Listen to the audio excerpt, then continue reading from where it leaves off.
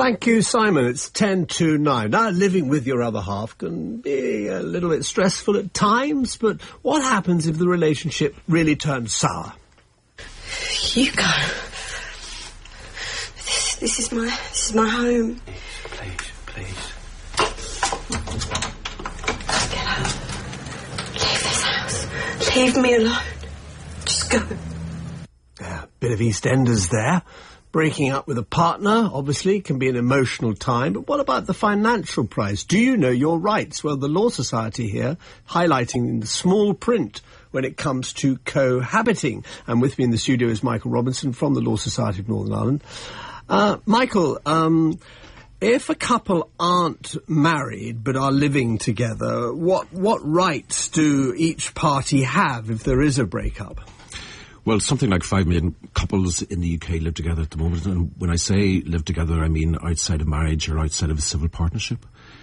Frequently, they take the red top tabloid view and think that there's a common law marriage and that they get something if they split up or if someone dies, and that's not the case. So this concept of a common law marriage doesn't really exist in law, then? No, it's bandied around, and newspapers use it, and I think journalists use it a lot, but in fact there is no such concept as common law marriage. If you live together and you're not married to each other, one of you dies or you split up, then the surviving partner effectively gets nothing.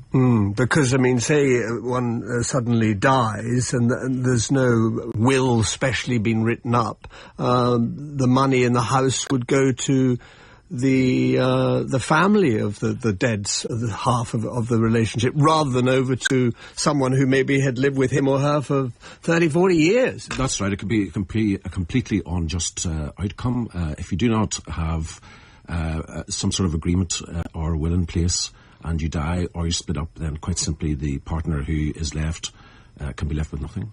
So other than get hitched quick, what's your advice at the Law Society then? Well, there are a range of options. We've just produced a booklet called Cohabitation, Your Rights, which really explains those and which is available to members of the public. But basically, I would firstly do a will, but secondly, you can do, unusually, partners living together and outside of a marriage can actually enter into a living together contract, what's called a cohabitation contract, which is actually legally enforceable in the courts, and that can determine and set out before you enter into the relationship who pays what happens if you split up, what happens to your savings and investments, house contents, that sort of thing. So one of the big drives, I think, would be to tell people that they should look at this living together arrangement or contract. These contracts, could you knock it up at the kitchen table, the pair of you, or would you have to go to a solicitor? The courts interpret them very strictly because obviously people dealing with each other in an emotional arrangement, people don't come to that sort of arrangement on equal terms. So really, effectively, you should get independent legal advice to do that, each party represented, and draw up a formal agreement. With a witness there, presumably. Yeah, it's done in a particular way. But if you can imagine someone in a relationship splitting up, or someone is always at a disadvantage in a split-up situation, or entering into a relationship, people are emotionally attached and they can't see the wood for the trees, and it's very important to get independent legal advice so that they can take proper steps to protect their rights in the event that they split up. Some of the questions, a mortgage arrangement, then the couple break up, one partner moves out, do they still have to pay?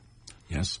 They do. They absolutely do. If your name is on the mortgage, yes, you do. But the problem is people enter into relationships. Very often it's just the one name. Yeah, someone owns the house, and if you're not the person who owns the house, your right to get anything in the event that there's a split up is very, very limited. If you've made financial contributions, for instance, towards major repairs or something, then you can argue about that in the court, but it's a very protracted and expensive and difficult legal battle. So the best way to do that is to either have some sort of joint statement of your rights on the title when you buy the property and buy it together, or alternatively to enter into a contract at the start of your relationship which determines these things in the event that you split up with each other. In your experience as a lawyer, Michael, is this a real problem, that things going horribly wrong when there's a breakup and people not realising the consequences of not being married? Absolutely, and people don't realise that. They get emotionally attached to each other. They enter into the relationship expecting that everything will be fine, and frequently it's not. And when you split up at the end of the day, you look back and you think, why did I not think about that before I entered into the relationship? It's very important at the start of the relationship to look at the range of options available